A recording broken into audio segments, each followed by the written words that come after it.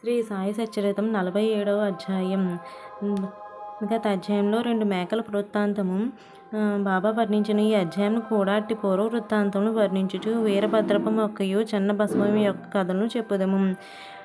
శ్రీ సాయి రూపము పావనమైనది. ఒక్కసారి వారి వైపు దృష్టి నిగడించినచు ఎన్నో గత జన్మలు విచారించి నశింపజేసి ఎంతో పుణ్యం ప్రాప్తించినట్లు చేయును.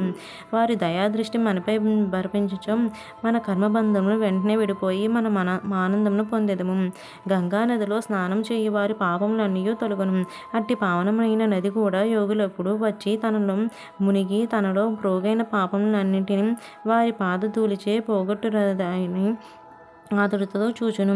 యోగులు పవిత్ర ధూళిని చేతనే పాపమంతయు కడుక్కొని పోవునని గంగామాతకు తెలియను. యోగుల్లో ముఖ్యాలంకారమును శ్రీ సాయి పావనం చేయు ఈ క్రింది కథను వారి నుండి వినండి. పాము గప్ప. సాయిబాబా ఒకనాడు ఇట్లు చెప్పదొడగెను. ఒకనాడు ఉదయం ఉపహారం ముగించిన తర్వాత వ్యవహారికి పోయి ఒక చిన్నదని ఒడ్డును చేరి తిని అలసిపోవటచే అచట విశ్రాంతి నొంది తిని చేతులు కాళ్ళు కడుక్కొని స్నానం చేసి హాయిగా కూర్చుని ఉంటిని. అతడి చెట్లు నీడలున్న ఖాళీ త్రోవలు బండి త్రోవలు రెండును కలవు. చల్లని గాలి మెల్లగా వీచుచుండెను. చిలుమును త్రాగుటకు తయారు చేయుచుండగా కప్ప ఒకటి బెకబెకలాడుతూ వింటుని. చికుముకి రాయి కొట్టి నిప్పు తీయుచుండగా ఒక ప్రయాణికుడు వచ్చి నా ప్రక్కన కూర్చుండెను. నాకు నమస్కరించి తన ఇంటికి భోజనమునకు రమ్మని వినయంతో ఆహ్వానించెను. అతడు చిలుమును వెలిగించి నాకు అందజేశాను. కప్ప బెకబెకమనుట తిరిగి వినిపించాను. అతడు అదేమియో తెలుసుకొనగోరెను.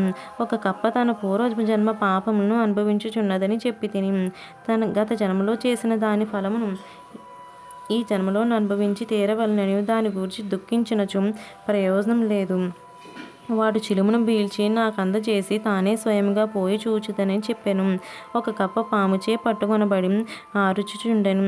గత జన్మలో 2 దుర్మార్గులేగాన ఈ జన్మయందు గత జన్మ యొక్క పాపనమును ఈ దేహంతో అనుభవించుచున్నావని చెప్పి తిని అతడు బయటకు పోయి ఒక నల్ల పెద్ద పామును ఒక కప్పను నోటితో పట్టుకుని ఉండుట చూచెను. అతడు నా వద్దకు వచ్చి 10-12 నిమిషములలో పాము కప్పను మింగు వేయనని చెప్పాను.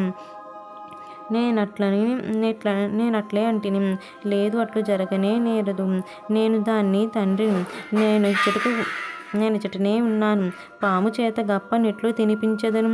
నేనిక్కడ ఊరకనే ఉన్నానా? దాని నెట్లు విడిపించదనో చూడు. చిలుమును పీల్చిన పిమ్మట మేము స్థలమునకు పోయితిమి.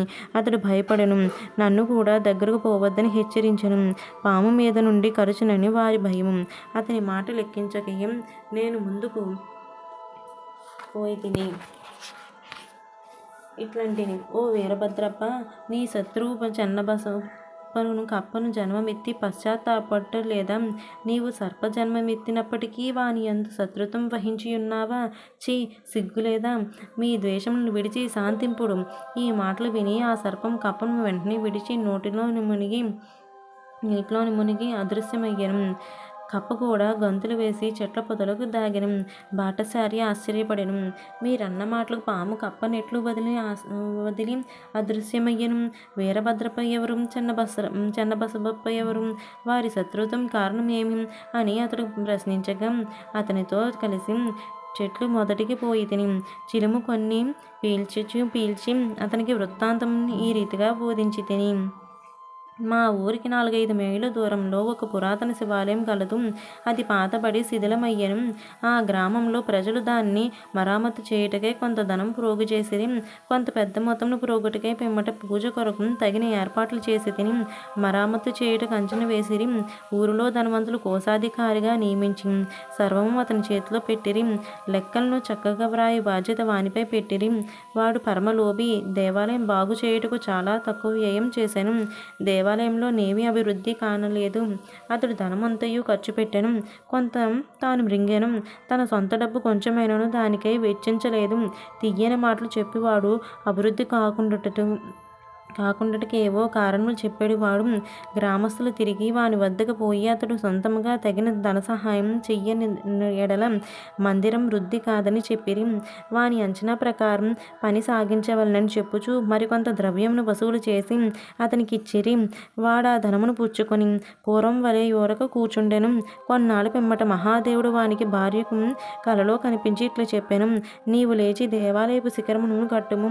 నీవు ఖర్చు పెట్టిన దానికి 100 రెట్లు ఇచ్చేదను. ఆమె ఈ దృశ్యమును తన భర్తకును చెప్పాను. అతని ధనం వ్యయమగుటకు హేతువగునేమోనని భయపడి ఎగతాళి చేయొచ్చు. అది ఉత్త స్వప్నమనియు దానికి నమ్మం అవసరం లేదనియు, లేకున్నచో దేవుడు తనకు స్వప్నంలో కనబడి ఏల చెప్పలేదని తాను మాత్రం దగ్గర లేకుండెనా అని, ఇది స్వప్నం వలె కనిపించుచున్నదని, భార్యాభర్తలకు విరోధం కల్పించినట్లు తోచుచున్నదని అతడు సమాధానం చెప్పాను. అందుచే ఆమె ఊరుకొనవలసి వచ్చెను. దాతలను బాధించి వసూలు చేయు పెద్ద మొత్తమును చందాలయందు దేవునికి ఇష్టం ఉండదు. భక్తితోనూ ప్రేమతోనూ మన్ననతోనూ ఇచ్చిన చిన్న చిన్న మొత్తముల కలయను దైవం ఇష్టపడుచుండెను. కొన్ని దినముల పిమ్మట దేవుడు ఆమెకు స్వప్నంలో తిరిగి కనిపించి ఇట్లనెను: భర్త దగ్గరున్న చందాల గురించి చికాకు చెందని అవసరం లేదు. దేవాలయం నిమిత్తం ఏమైనా వ్యయం చేయమని అతని బలవంతంగా చెయ్యవద్దు. నాకు కావలసింది భక్తి మరియు సద్భావం. కాబట్టి నీకిష్టమున్న సొంతం ఏదైనా ఇవ్వవలెను. ఆమె తన భర్తతో సంప్రదించి తన తండ్రి తనకిచ్చిన బంగారు నగలను దానం చేయ నిశ్చయించెను. ఆ లోబి ఈ సంగతి విని చికాకు చెంది భగవంతుని కూడా మోసం చేయ నిశ్చయించుకొనెను. ఆమె నగలనెంతో తక్కువ ధరకు కట్టి 1000 రూపాయలకు తానే కొని నగదును బదులుగా ఒక పొలమును దేవాదాయముకు నిచ్చెను. అందులకు భార్య సమ్మతించెను. ఆ పొలం వాని సొంతం కాదు. అది ఒక పేదరాలిగు డుగ్గి అను నామెది. ఆమె దానిని 200 రూపాయలు కుదవ పెట్టి ఉండెను. ఆమె దానిని తీర్చలేకపోయాను. ఆ టక్కరలోబి తన భార్యను డుగ్గిని దైవమును అందరినీ మోసగించెను. ఆ నేల పనికిరానిది, సాగులో లేనిది, దాని విలువ చాలా తక్కువ, దానివల్ల ఆదాయం ఏమీ లేదు. ఈ వ్యవహారం ఇట్లు సమాప్తి చెందెను. ఆ పొలమును పూజారి అధీనంలో నుంచిరి. అందులకతడు సంతసించి కొన్నాళ్ళకు ఒక విచిత్రం జరిగాను. గొప్ప తుఫాను సంభవించాను. కుంభవృష్టి వచ్చాను. లోబి పిడుగుపాటు తగిలి వాడు వాని భార్య చనిపోయింది. డుగ్గి కాలగతి చెందాను. తర్వాతి జన్మలో ఆ లోబి మధుర పట్టణంలో ఒక బ్రాహ్మణ కుటుంబంలో పుట్టి వీరభద్రపును వేరే ఉండెను. అతని భార్య పూజారి కుమార్తెగా జన్మించెను. ఆమెకు గౌరీ అని పేరు పెట్టిరి. డుగ్గి మందిర గొరవింటిలో మగ శిశువుగా జన్మించెను. అతనికి ఆ పూజారి నా స్నేహితుడు. అతడు నా వద్దకు తరచుగా వచ్చుచుండెను. నా వద్ద కూర్చుండి మాట్లాడుచు చిలుము పీల్చెడువారు. అతని కుమార్తె గౌరీ కూడా నా భక్తురాలు. ఆమె త్వరగా నెదుగుచుండెను. ఆమె తండ్రి వరునికై వెదుగుచుండెను. ఆ విషయమై చికాకు పడ్డనవసరం లేదనియు, ఆమె భర్త తానే వదులుకొని వచ్చుచుండెనని నేను చెప్పి ఆమె తండ్రి వరునికై వెదుకుచుండెను. ఆ విషయమై చికాకు పడ్డన అవసరం లేదనియో, ఆమె భర్త తానే వెదుకునని వచ్చునని నేను చెప్పి తిని. కొన్నాళ్ళకు వీరభద్రపును ఒక భేద బ్రాహ్మణుడు బాలుడు భిక్షకై పూజారి ఇంటికి వచ్చాను. పూజారి ఆ సమ్మతి ప్రకారం వారికి గౌరీనిచ్చి పెండ్లి చేశాను. అతడు కూడా నా భక్తుడయ్యాను. ఏలన పిల్లను కుదిర్చినతని అతడు నా యందు విశ్వాసం చూపుచుండెను. వాడు ఏ జన్మలో కూడా ధనమునకై మిగులు తాపత్రయం పడుచుండెను. నా వద్దకు వచ్చు అతడు కుటుంబంతో నుండుటచే తనకు ఎక్కువ ధనం వచ్చుటచే ఏయదనని బతిమలాడుచుండెను. ఇట్లుండగా కొన్ని విచిత్రములు జరిగెను. ధరలు హఠాత్తుగా పెరిగెను. గౌరీని అదృష్టం కొలది పొలముకు ధర పెరిగెను. కానుకగా నిచ్చిన పొలమును 1,00,000 రూపాయలకు అమ్మిరి. ఆమె ఆభరణం విలువ 100 రెట్లు వచ్చెను. అందులో సగం నగదును నిచ్చిరి.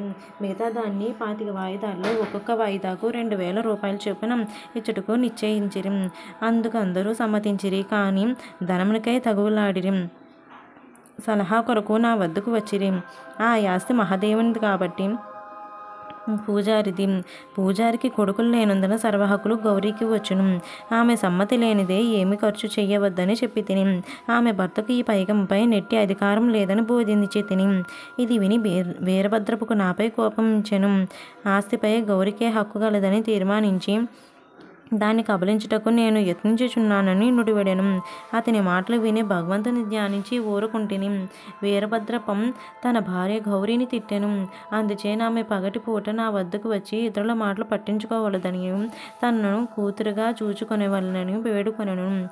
ఆమె నాశ్రయమును కోరుటకు నేను ఆమెను రక్షించుటకు 7 సముద్రములైనా దాటు వద్దునని వాగ్దానం ఇచ్చితిని. ఆనాడి రాత్రి గౌరికి ఒక స్వప్న దృశ్యము కనపడెను. మహాదేవుడు స్వప్నంలో కనిపించి ఇట్లనెను: ధనమంతయు నీదే, ఎవరికి ఏమియో ఇవ్వవలదు. చెన్న బసవపుతో సలహా చేసి దేవాలయపు మరమ్మతుల నిమిత్తం కొంత ఖర్చు చెయ్యము.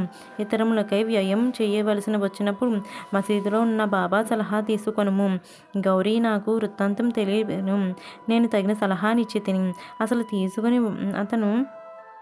అసలు తీసుకుని వడ్డీలో సగం మాత్రం చెన్నబసవకు ఇవ్వమనియు, వీరభద్రపుకు ఇందులో జోక్యం లేదనియు నేను గౌరీకి సలహానిచ్చి తిని. నేనిట్లు మాట్లాడుచుండగా వీరభద్రప్ప చెన్నబసవప్పం కొట్లాడుచు నా వద్దకు వచ్చిరి. సాధ్యమైనంత వరకు వానికి సమాధాన పరిచితిని. గౌరీకి మహాదేవుడు చూపిన స్వప్న దృశ్యంను చెప్పి తిని.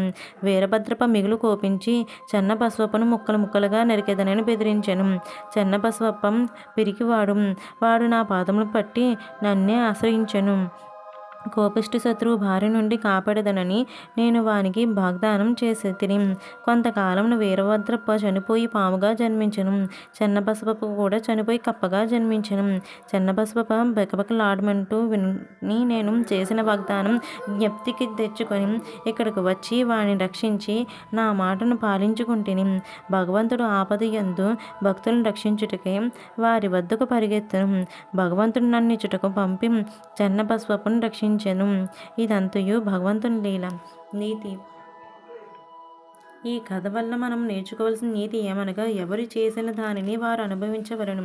ఇతరులతో కల సంబంధం అన్నిటినీ బాధను కూడా అనుభవించవలను. తప్పించుకుని సాధనమే లేదు. తనకెవరికైతేనైనా శత్రుత్వం ఉన్న ఎడల దాని నుండి విముక్తి పొందవలను. ఎవరికైనా ఏమైనా బాకీ ఉన్నా దాన్ని తీర్చివేయవలను. రుణం గాని శత్రుత్వం గాని ఉన్నచో దాన్ని తగిన బాధపడవలేదు. ధనమునందు పేరాస గలవానికి నది హీనస్థితిని తెచ్చును, తుట్టదొదకు దానికి నాశనం కలుగజేయును. 47వ అధ్యాయం సంపూర్ణం.